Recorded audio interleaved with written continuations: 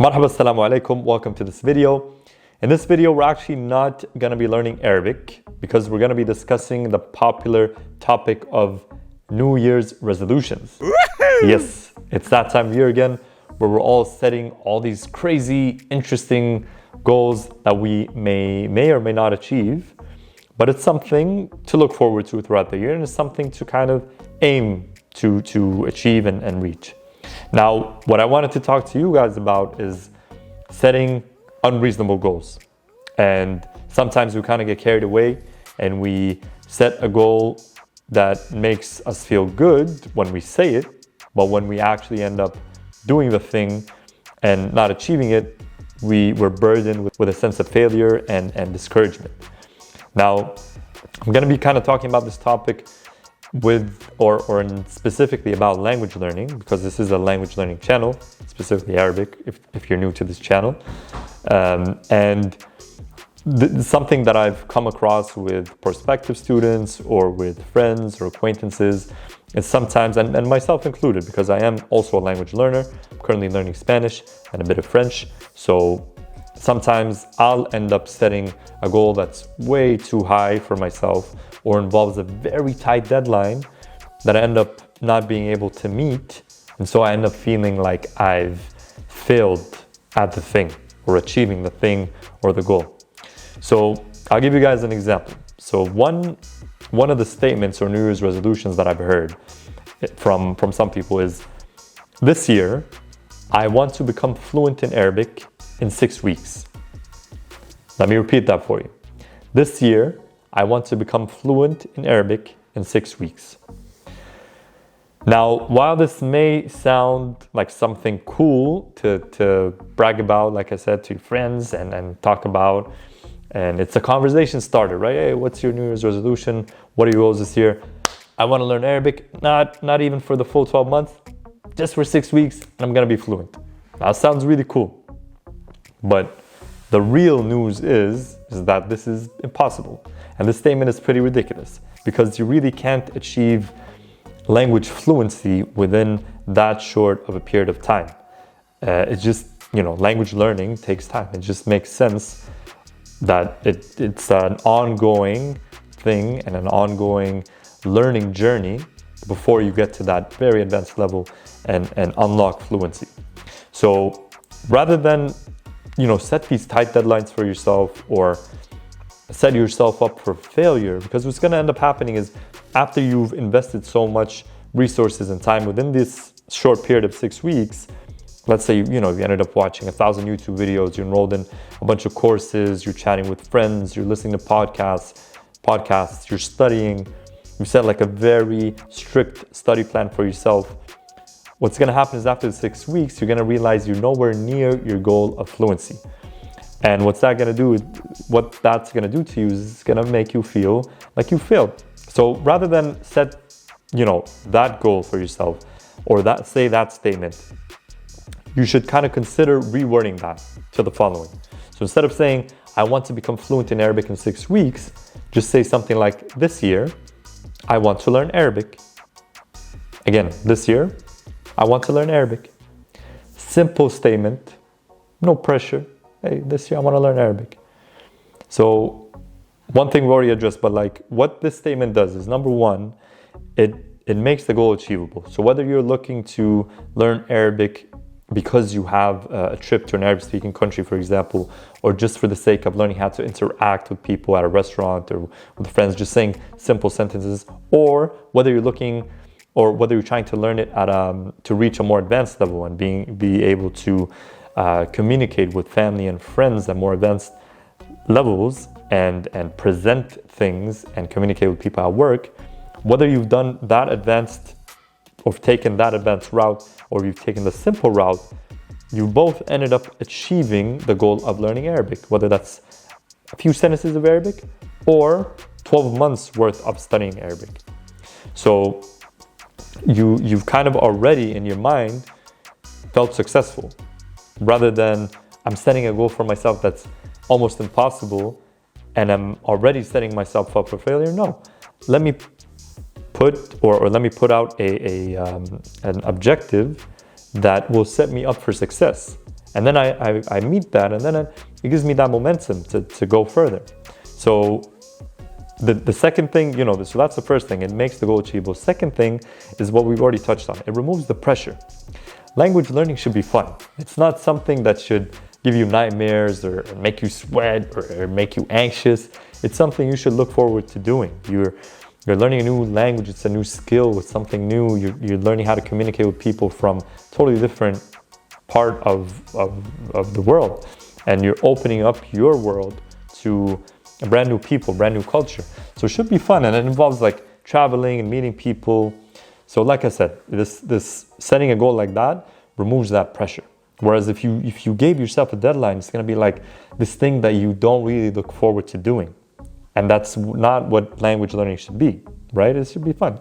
So that's the second thing. Third thing is also kind of what we touched on, is that it gets the momentum going. So if I set a goal that's, too high for myself, my brain is not going to look forward to doing that thing, or it's going to be very difficult for my brain to digest all that, the steps required to reach that goal. So rather than, set that high of a target, and for example, if you say you want to learn a language in such a short period of time, and you have zero background in the language and no experience with language learning, it just doesn't make sense for you to, it's not going to make you feel good once you've, reached that time, that deadline that you set for yourself, and you realized, oh man, I'm nowhere near fluency or nowhere near that level. So, however, when you, for example, set a more attainable goal, you're going to feel like, okay, I can do this. And you reach that goal and you say, okay, let me get to the next level. What's the next level? Do another month of studying. What's the next level? Start listening to podcasts. What's the next level?